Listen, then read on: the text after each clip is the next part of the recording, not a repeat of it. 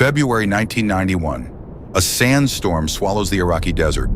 Visibility drops to almost nothing, a wall of stinging grit where a soldier can barely see the vehicle beside him. Somewhere out in that blindness sits an enemy armored brigade, dug in and waiting. And then American tanks come out of the storm. 23 minutes later, it is over. Dozens of enemy vehicles destroyed. American tanks lost, 0. This is the M1 Abrams, and this is how it wins battles that nobody else can even see. 70 tons of steel and secrets. The M1 Abrams is the main battle tank of the United States Army, and for more than 40 years, it has been the yardstick that every other tank on Earth is measured against. It is not the newest tank in the world.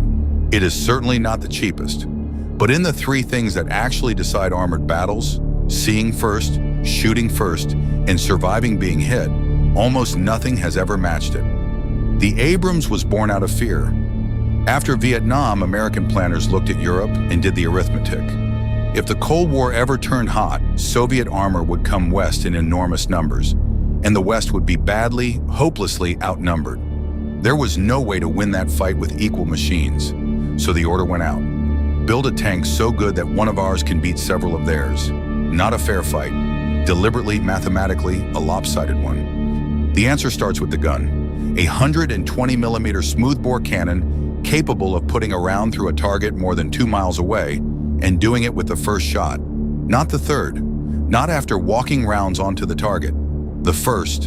A ballistic computer takes the range, the wind, the air temperature, even the barrel's own droop from heat, and solves the whole problem in the time it takes the gunner to squeeze the trigger. And what comes out of that barrel isn't really a shell at all. It's a dart, a long, impossibly dense rod of metal wrapped in a discarding shoe that peels away as it leaves the muzzle, traveling at well over a mile every second. It carries no explosive whatsoever. It doesn't need one. At that velocity, the dart punches straight through armor by sheer physics alone, turning raw speed into a hole where the armor used to be. But the real weapon isn't the gun, it's the sight. The Abrams doesn't just see light, it sees heat. Through total darkness, through blowing dust, through the smoke of a burning battlefield, its thermal system paints a clear picture out of temperature alone. So in that sandstorm in 1991, the enemy was effectively blind, while every American gunner watched them glow like lanterns. That is the secret. Not simply a better tank, but a tank fighting with its eyes open against opponents fighting with theirs closed. There's a second trick, and it borders on witchcraft. The gun is stabilized. The tank can be charging across broken ground, bucking and pitching like a boat in heavy sea, and the barrel simply stays locked onto the target. Floating, steady, completely indifferent to whatever the hull is doing underneath it, which means the Abrams can shoot accurately while moving at speed. For an enemy sitting still, that is a nightmare. You cannot hit what is sprinting, and it cannot miss you. Then there is the armor, and this is the part nobody will describe in detail. The Abrams is protected by layered composite armor, a sandwich of steel, ceramics, and other materials whose exact recipe remains classified to this day, reinforced on later models with a mesh of depleted uranium, one of the densest materials available on Earth. The result is a hull that has absorbed rocket-propelled grenades, roadside bombs, and direct hits from other tanks, and kept the people inside alive. The designers also assumed the worst would eventually happen. The ammunition sits behind a heavy sliding blast door in a compartment with a deliberately weak roof. If those rounds are ever hit and start to burn, blowout panels give way instantly, and the entire explosion is channeled straight up and out, away from the 4 people inside. Other tanks with ammunition stored beside the crew have been torn apart from within. The Abrams was built to fail in a way its crew survives. Which brings us back to the storm.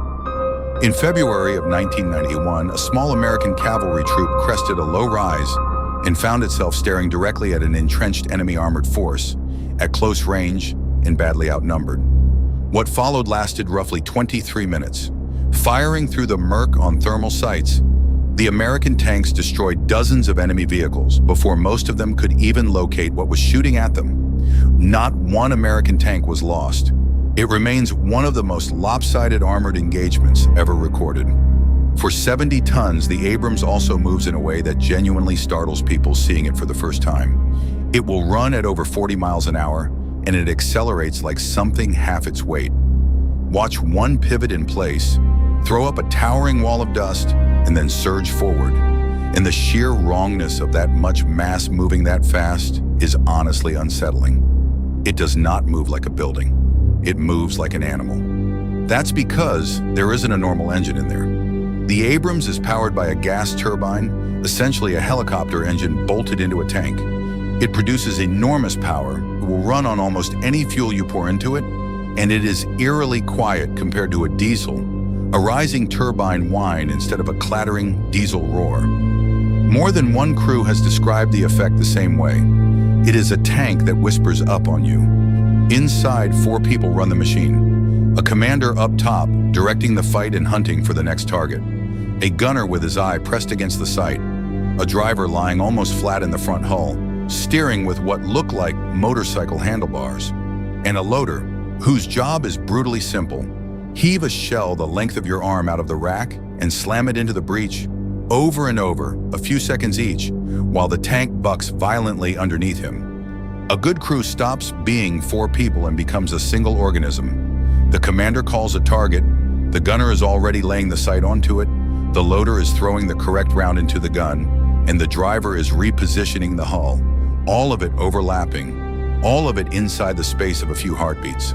The tank itself is extraordinary, but it is the drill, hammered in through thousands of repetitions, that turns the machine into a weapon. All of that performance carries a price, and the price is thirst. That turbine drinks fuel at a rate that horrifies planners, measured not in miles per gallon, but closer to gallons per mile.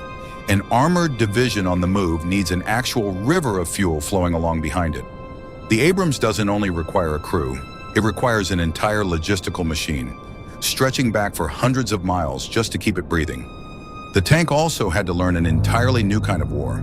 Designed for the wide-open plains of Europe, it ended up in tight city streets, where attackers could get close from any angle at all, so it adapted. Extra armor wrapped around the sides and rear, protection for the exposed commander. Systems bolted on for fighting in places where the danger comes from windows and rooftops. It stopped being purely a duelist and became a shield for the infantry walking beside it. And now the hardest question of all. Modern battlefields are filling with small, cheap drones and missiles that strike from directly above, where every tank on Earth is thinnest. Inexpensive weapons hunting extraordinarily expensive machines. It has led a great many people to declare the tank finally and permanently obsolete. A dinosaur that simply hasn't had the decency to lie down yet. The armies that actually do the fighting keep answering that the same way, by upgrading it. The newest Abrams carry active protection systems, radar that detects an incoming rocket and fires an interceptor to destroy it in flight in a fraction of a second. Add reactive armor, better sights, better networking with everything around it. The tank has been declared dead in every single decade since it was born, and every decade it has come back heavier, smarter, and harder to kill. Because in the end, something has to take ground and then hold it. Aircraft can strike, artillery can shatter, but land is only truly won by something that can drive onto it, survive being shot at, and simply stay there. That is precisely the job that Abrams was built for, and no drone has yet worked out how to do it. As long as wars still end with someone standing on the ground, there is a reason for a 70-ton machine that refuses to die. More than 40 years on, the Abrams is still the tank that everyone else designs against. Its combination, see first through anything, hit first from 2 miles out, and then survive the answer, set a standard that quietly reshaped what every army on Earth expects from armor. Every modern tank you could name is, in some way or another, a response to the problem the Abrams created for them. 70 tons that moves like a sports car. A gun that hits a target 2 miles away with its first shot. Armor whose recipe is still a secret, and an entire battle won in 23 minutes inside a sandstorm. The Abrams was built for a war that never came, and then went on to dominate every war that did. So here's the question for you. In an age of cheap drones, is the tank finished, or is it about to become more dangerous than ever? Tell us in the comments. And if you want more of the machines and operations most people never hear about, subscribe to Eyes on Ops. We'll see you on the next one.